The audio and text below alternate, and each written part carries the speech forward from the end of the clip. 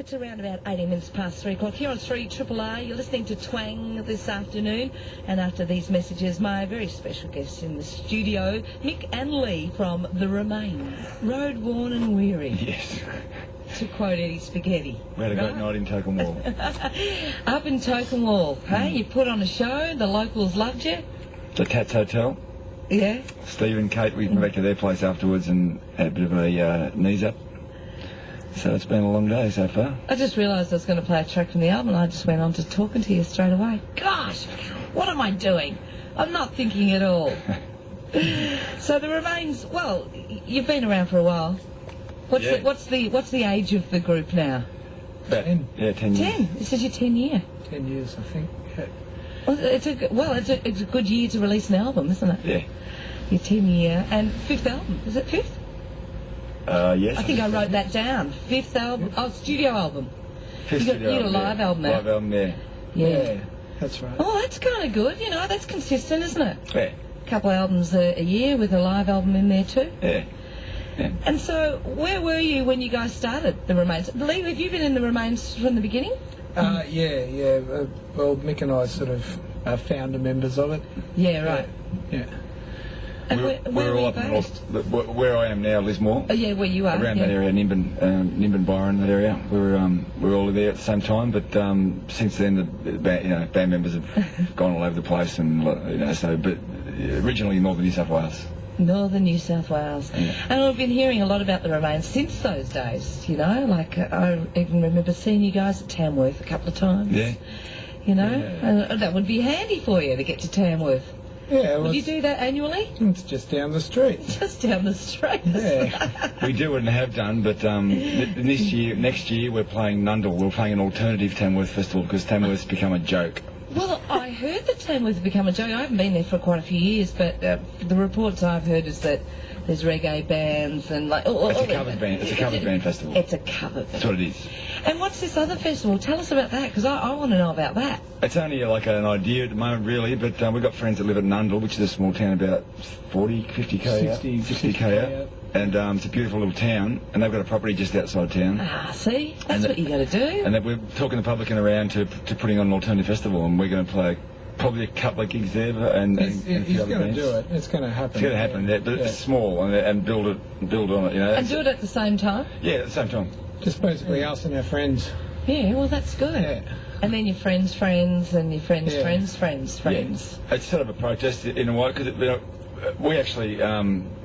it's become really hard for decent bands to get a gig there. Yeah. And shit bands, or beg pardon. No, it's all right. Like shit covers You've got to bands. express yourself. They reign supreme.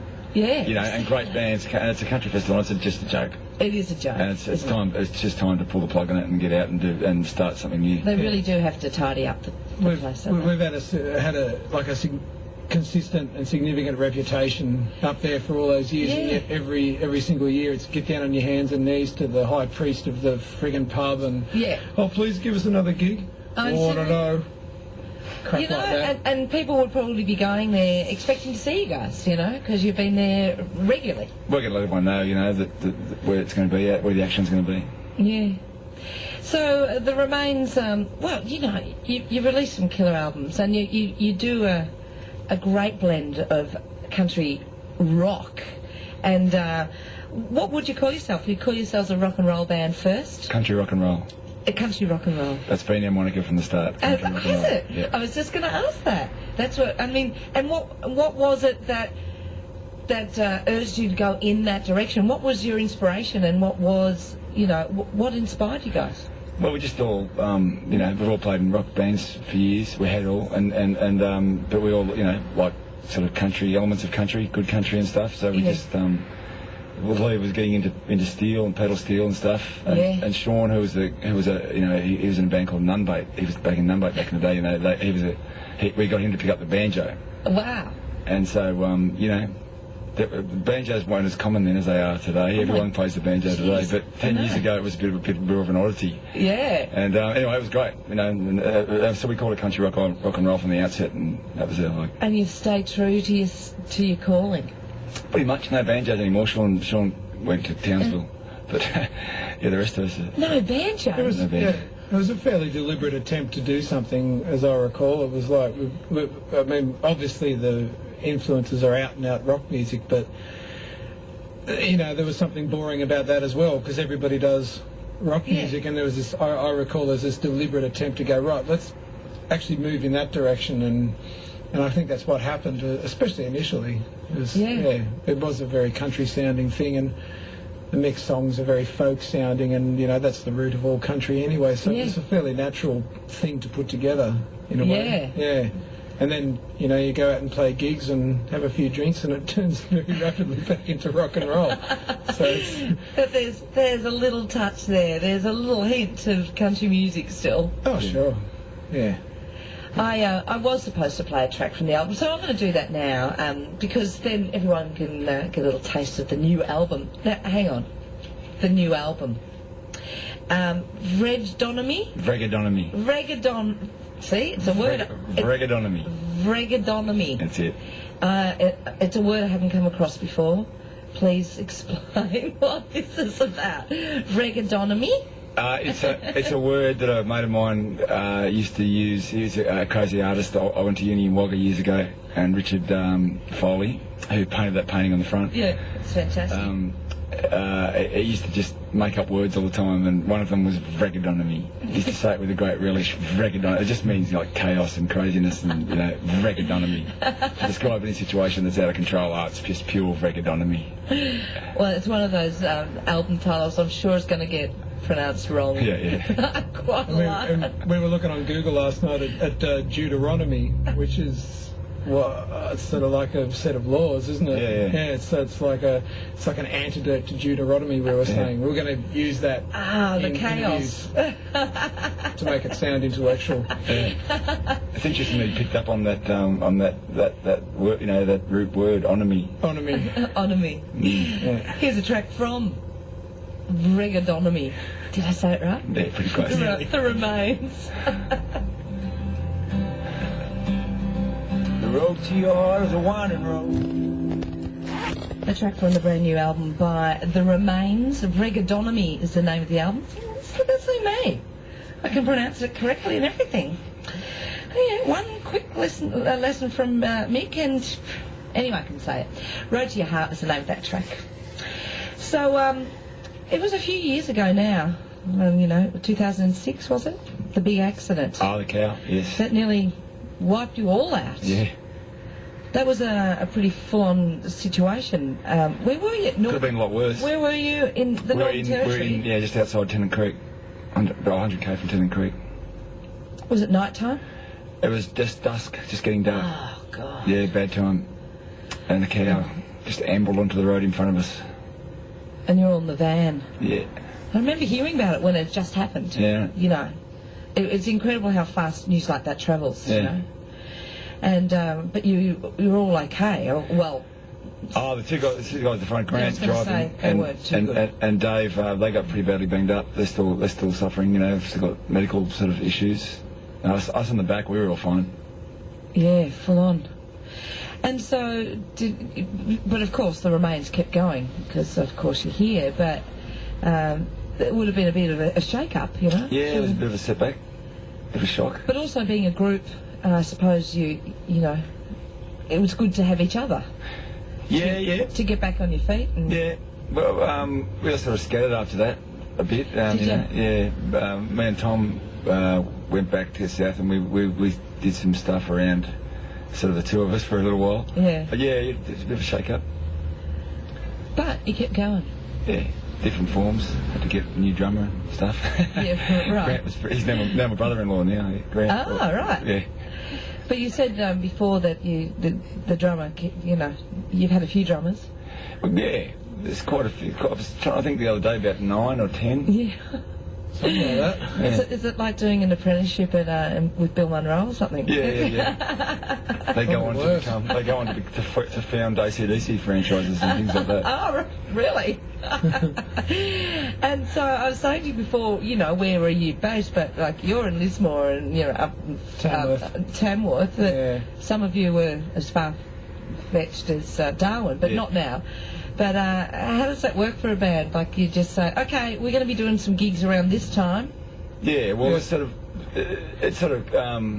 We for a long time we did persevere. Like when we had like a drummer in Sydney, and Leigh was in Tamworth and that. But it's not that hard really once you get together to do a tour. But these days it's a different matter. These days it's like flying people in and great distances and stuff, and so it's a bit more of an event. A bit more of an event. So you recorded your album. You're going to have to tell me where, and I'll probably pronounce it wrong as well. Rindo Valley. Rindo. Rindo. See, I went to say Rindo, and I thought, nah, I'll probably say it wrong. I'll say Rindo. Rindo Valley's not an actual place. It's the studio. That's the studio. A mate of mine and I have got a studio just out of Tamworth, about 25 k's. In Moore Creek. Moore Creek, yeah. Yeah, right. And it's his farm. They're like an Italian tobacco growing family that no longer grow tobacco, but they sort of own 2,500 acres of the end of this valley, and so there's a equipment shed out there that we built a studio into. That's the way. Yeah, it's like a secret back cave. You wouldn't even know it was there. It's very, very incognito indeed. It's just a shed and a paddock. Yeah. Surrounded by tractors. Yeah, there's tractors and harvesters and in the shed. Yeah, everywhere. So you have to weave your way in between them to get into the studio. I love it. I actually chipped my teeth on the edge of the tractor coming out of there in the dark one night while we're making that. Something sticking out the side. I ran straight into it. I chipped my teeth. And is it a permanent studio, or is it just something that you set up just for this? No, it's permanent. It's there for the time being. It can be moved, but we built a room there and turned it into it.